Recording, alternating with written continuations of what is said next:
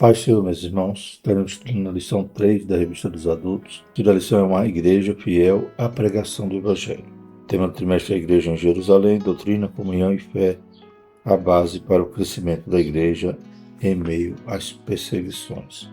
Então hoje vamos dando continuidade ao estudo do livro de Atos, vamos ver mais uma característica da igreja primitiva, dessa igreja que devemos tomar, por exemplo, um modelo. E quando lembrarmos que precisamos voltar ao primeiro amor, é examinar esse modelo e imitá-lo.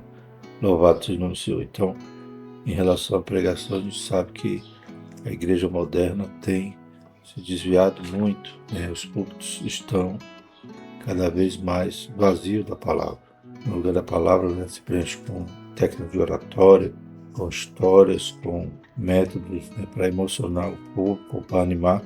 Infelizmente, fugindo desse modelo fiel da pregação, uma pregação cristocêntrica, como veremos aqui, que em todas as pregações, os discursos proferidos em Atos, a gente vê um modelo de pregação fiel à palavra, ao Evangelho e com Cristo no centro. Louvado seja o nome do Senhor. O textuário diz: E quando Pedro viu isto, disse ao povo: Varões israelitas, por que vos maravilhais disto? Ou por que olhais tanto para nós, como se por nossa própria virtude ou santidade fizéssemos andar este homem? Atos 3,12. E a verdade prática, a verdadeira pregação bíblica consiste em dar testemunho de Cristo no poder do Espírito. Louvado seja o nome do Senhor. Então, acontece aquele grande milagre do coxo e paralítico que era levado constantemente à porta do templo, chamada Formosa, e aquele homem então é curado. E o milagre então serviu para glorificar a Jesus Cristo, para enaltecer o nome do Senhor Jesus Cristo e também para dar visibilidade ali àqueles apóstolos naquele momento, para que eles ficassem atentos à pregação. Mas mesmo assim, Pedro tinha essa humildade de dizer, como vimos aqui no textuário, que não houvera nenhuma virtude deles mesmo para fazer aquele homem andar, mas realmente era Cristo, aquele que eles crucificaram, mas agora estava vivo, que operava maravilhas. Louvado seja o nome do Senhor.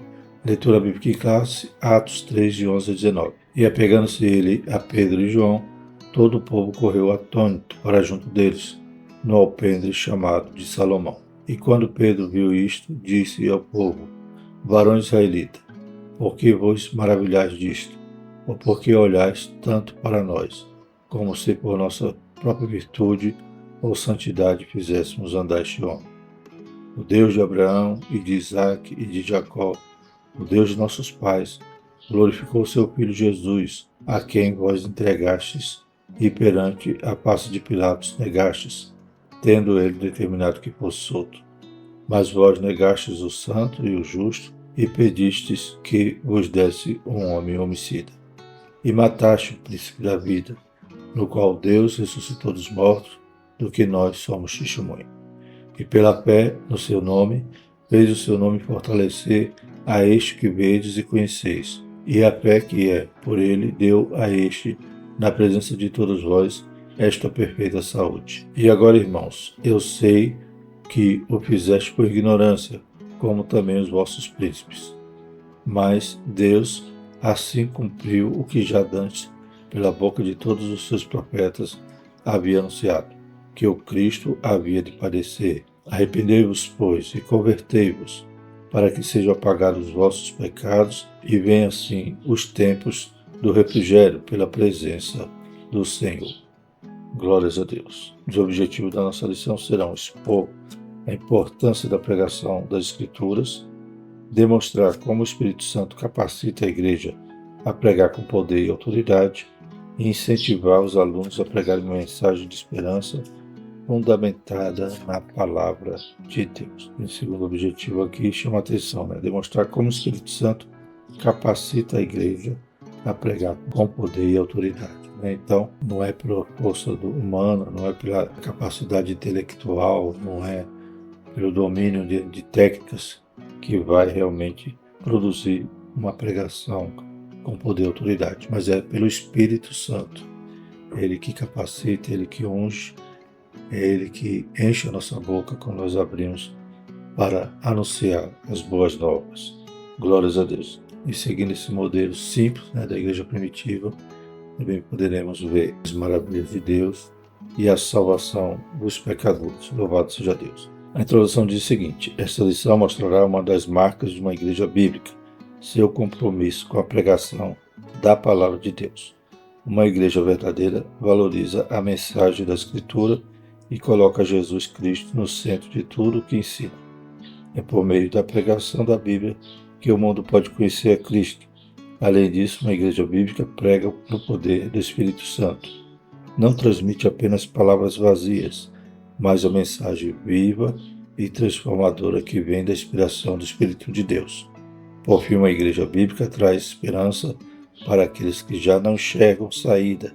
Ela anuncia que há um futuro de refrigério e renovação na presença do Senhor. Então, quando imitamos a Cristo, quando imitamos, os apóstolos, essa igreja primitiva, o modelo dessa pregação cristocêntrica, baseada aqui na Escritura, no Evangelho, louvado seja o nome do Senhor, cumprimos então os mandamentos de Cristo, de pregar por todo mundo e de ensinar e fazer discípulos. Louvado seja o nome do Senhor. Mas quando trocamos essa mensagem pura e simples por outro artifício, por técnicas ou inúmeras imitações, a gente vê hoje pregadores reproduzindo trejeitos, frases de efeitos, imitando outros pregadores famosos. Então devemos imitar Pedro, Paulo, devemos imitar Estevão, Felipe. Então devemos imitar esses sim, trazer uma pregação poderosa, cheia da graça, da unção e movida pelo Espírito Santo. Louvado seja o nome do Senhor. E centrada em Cristo. Louvado seja Deus. Mas quando fugimos então desse modelo, não vamos poder produzir essa vida, porque a palavra de Deus ela é viva e eficaz. Se aportarmos, se formos bons dispenseiros de Deus, certamente produziremos vida também. Aleluia, naqueles que estão sedentos, como Jesus disse, que o Espírito de Deus era sobre ele e ungiu para pregar. Louvado seja o nome do Senhor, que nós também temos essa graça. Aleluia, e não fujamos da palavra e de uma pregação genuína. Glórias a Deus. Primeiro tópico, a igreja que prega a Escritura. Primeiro subtópico, as igrejas revelam Deus. A igreja deve pregar as Escrituras, pois elas revelam Deus. A segunda pregação de Pedro, registrada em Atos 3, de 11 a 26, é um grande exemplo disso. A mensagem do apóstolo é completamente baseada na Escritura e coloca Deus no centro. A gente viu a primeira pregação após ali o Pentecostes, aquelas pessoas também atraídas para aquele grande sinal, gera ali uma oportunidade para Pedro, então, explicar o que estava acontecendo, que era uma pregação bíblica, ele recorre às profecias, demonstra que aquelas profecias estavam se cumprindo, aleluia, e aponta que o cumprimento delas estava inteiramente ligado ao ministério de Cristo, à sua morte e à sua ressurreição, e o cumprimento da promessa, que era o derramamento do Espírito Santo. Agora, mais uma vez, Pedro vai pregar, após a cura daquele coxo, ali na Porta Formosa, louvado seja o nome do Senhor. As pessoas também que conheciam aquele homem, que desde o ventre era aleijado, não andava, e agora o via, andando, saltando, dando glórias a Deus. E aquilo então atrai as pessoas, e Pedro, mais uma vez, proclama ali o Evangelho de forma poderosa. Pedro usa trechos das Escrituras para fundamentar sua pregação, citando Deuteronômio 16, 15 a 19, verso 23, e Gênesis 22, 18, verso 25, ou 23, na pregação de Pedro ele diz, no verso 22, por exemplo, porque Moisés disse, o Senhor, vosso Deus, levantará dentre vossos irmãos profeta semelhante a mim, a eles ouvireis, em tudo quanto vos disser. E acontecerá que toda alma que não escutar esse profeta será exterminada do povo. E o verso 25, vós sois os filhos dos profetas, do concerto que Deus fez com nossos pais, dizendo a Abraão, na tua descendência serão benditas todas as famílias da terra. Glórias a Deus. Então, toda a pregação dele baseada na Escritura, fazendo uma pregação com inúmeras referências ali ao Antigo Testamento. Há também uma conexão com os Salmos 22, de 1 a 31, o salmo que fala ali sobre o sofrimento de Cristo, Então, no verso 18, ele cita isso. E Daniel 9,6, também no verso 18 do capítulo 3 de Atos, ele cita isso, que diz o seguinte: mas Deus assim cumpriu que já dantes, pela boca de todos os seus profetas, havia anunciado que o Cristo havia de padecer. Louvado seja o nome do Senhor. Além disso, Pedro mostra que Deus sempre esteve presente e agindo na história do seu povo. Atos 3,13, aqui na nossa lição. O Deus de Abraão e de Isaac e de Jacó, o Deus de nossos pais, glorificou seu Filho Jesus, a quem vós entregastes, e perante a face de Pilatos negastes, tendo ele determinado que fosse solto. Embora todos aqueles acontecimentos recentes, que Pedro agora relaciona, Deus está no controle, que Deus é o Deus, desde a primeira aliança ali com Abraão, Deus está cumprindo as suas promessas, inclusive Cristo.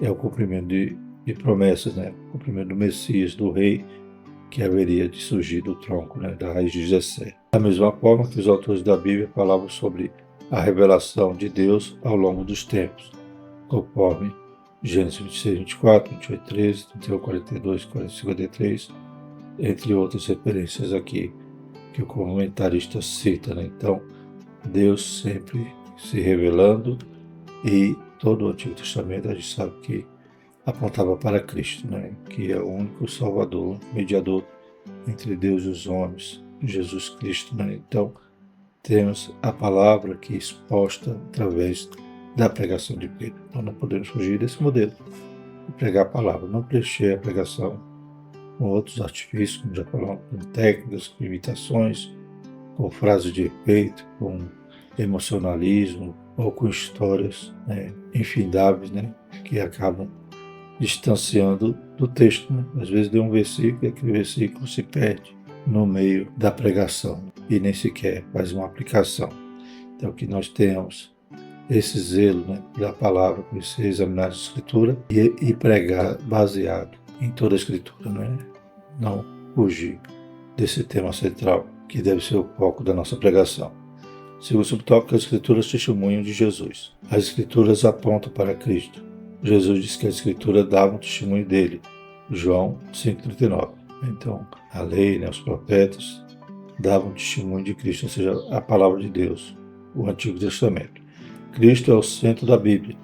Essa era também a compreensão do apóstolo Pedro. Segundo suas palavras, os profetas anunciaram antecipadamente o sofrimento de Cristo. Atos 3,18. A pregação de Pedro invocou o testemunho da Escritura para mostrar que a rejeição de Jesus e a sua morte não foram por acaso. Já havia sido preditas pelos antigos profetas. Louvado seja o nome do Senhor. Então, Pedro faz essa fonte maravilhosa. Ele, como um leigo, não havia estudado como Paulo, aos pés de Gamaliel, não havia, por exemplo, tido um curso superior, mas no seu curso básico ele conhecia as Escrituras, e pôde, com a unção do Espírito Santo, fazer todas essas pontes através das profecias que apontavam então para Cristo. Então ele quer anunciar Cristo e usa toda a Escritura para demonstrar isso. Esse subtópico, as Escrituras confrontam o pecado. A verdadeira pregação também mostra o problema do pecado e o confronto. Atos 3,19. No texto citado, Pedro usa o termo grego metanoia, traduzido aqui como arrependei-vos. O verso 19 diz: arrependei-vos, pois, e convertei-vos, para que sejam apagados os vossos pecados e venham assim os tempos do refrigério pela presença do Senhor. Então, a aplicação de tudo que Pedro expunha, e agora a solução para aqueles ouvintes era o arrependimento de seus pecados. Eles creem em Cristo e se arrependerem então de seus pecados, para que eles provassem então os tempos do refrigério. Esta palavra, além do já conhecido sentido de arrependimento, significa também mudança de mente, metanoia, em grego, em mudança de mente e mudança interior, especialmente no que diz respeito à aceitação da vontade de Deus. A pregação bíblica deve confrontar o pecado e exige uma mudança radical dos seus ouvintes. Então, o que faremos? Numa primeira pregação, Paulo dizendo, e agora o que nós faremos? Então, a conclusão de tudo aquilo que ele pregava é que eles deviam se arrepender e haver toda essa mudança, nessa metamorfose, nessa metanoia, mudança de mente e mudança interior, né? Então, eles estariam submissos à vontade de Deus. Segundo tópico, a igreja que prega no poder do Espírito, né? Então, temos visto, né, que modelo maravilhoso aqueles discursos, aquelas pregações que temos em Atos, né, de Paulo, de Pedro, de Estevão, né? Então, precisamos voltar a esse tipo de pregação, né? Nossos povos não fujam disso. Que Deus tenha misericórdia de nós e não busquemos, né, inovações e apetrecho, né, para que a nossa pregação possa parecer, né, envolvente, mas muitas das vezes só está chegando na esfera da emoção. Nós temos que chegar, né, entre as juntas e medula, ou seja, portando realmente a espada da fé, né, a palavra viva e eficaz, que é mais penetrante do que qualquer espada de dois gumes. Louvado seja o nome do Senhor. E essa é a espada do Espírito, né? O Espírito capacita o mensageiro. Primeiro subtópico. Não podemos nos esquecer de que Pedro estava cheio do Espírito Santo quando pregou a mensagem registrada em Atos 3. Isso fica evidente no uso do verbo grego atenizou, traduzido como fixar os olhos na passagem.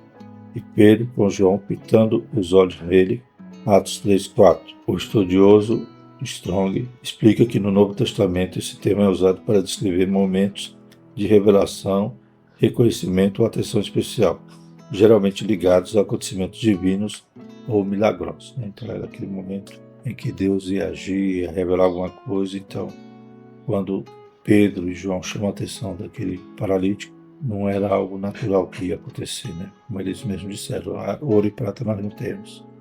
Mas era algo maravilhoso que iria acontecer naquele momento, que era o milagre que Jesus operaria. Louvado seja Deus. Fixar os olhos, segundo o subtópico. Essa mesma expressão também é usada para descrever o apóstolo Paulo, cheio do Espírito Santo, quando olhou fixamente para um homem paralítico na cidade de Listra e o curou, né? Atos 14:9, né? Então ele viu que aquele homem tinha fé e também olha para aquele homem coxo, né, desde nascença, e aleluia, profere ali palavras de fé, e aquele homem então também anda. Da mesma forma aparece em Atos 13:9, quando Paulo, cheio do Espírito Santo, fixou os olhos no falso profeta Elimas para repreendê-lo. Retornando ao episódio de Pedro, isso nos mostra que ele não apenas estava capacitado para curar, mas também estava ungido para pregar. Então o segredo, como vemos aqui, é estar cheio do Espírito Santo, né? Então é isso que nós devemos buscar, orar, consagrar a Deus, examinar a Escritura, para que a pregação também, aleluia, seja encharcada, né, de unção, aleluia, do Espírito Santo. O Espírito Santo é quem inspira e dá poder à pregação da palavra. Portanto, pregar não é apenas fazer um discurso, pregar é anunciar a mensagem de Deus com a autoridade e a unção do Espírito Santo. Louvado seja Deus. Terceiro subtópico, o Espírito glorificará a Jesus. Jesus disse que o Espírito Santo o glorificaria. João 16:14. O Espírito nunca chama a atenção para si mesmo, mas sempre aponta para Cristo, né? E nenhum pregador também deve chamar a atenção para si mesmo, mas para Cristo. Como Pedro, a gente vê aqui que ele disse, né? Mais uma vez citando o nosso texto áureo, né? E quando Pedro viu isto, disse ao povo, varão israelita, por que vos maravilhais disto? Ou por que olhais tanto para nós? Como se por nossa própria virtude ou santidade fizéssemos andar este homem, né? Então, Pedro sabia que não era ele, mas era Cristo, né? Então o Espírito também tem esse propósito de glorificar a Cristo, como foi prometido em João 16:14. Isso é exatamente o que vemos na cura do paralítico na Porta Formosa, em Atos 3. Pedro, cheio do Espírito Santo, não poderia aceitar ser o centro das atenções. Ele deixou claro que o milagre não aconteceu por seu próprio poder ou santidade. Varão israelita, por que vos maravilhais disso? Ou por que olhais tanto para nós, como se por nossa própria virtude ou santidade fizéssemos andar este homem? Atos 3:12. Da mesma forma, qualquer pregação que tira o foco de Cristo e coloca o homem no centro não é uma pregação bíblica. Isso não passa de um discurso humano, né? Então a nossa pregação temos que usar o mínimo possível ou nem usar o pronome eu, né? Eu fiz isso, eu faço aquilo, eu sou assim, eu sou assado, né? mas devemos falar dele, né? Com E maiúsculo, de Cristo. Louvado seja o nome do Senhor. Então, da mesma maneira que Pedro agia, devemos também tomar por modelo.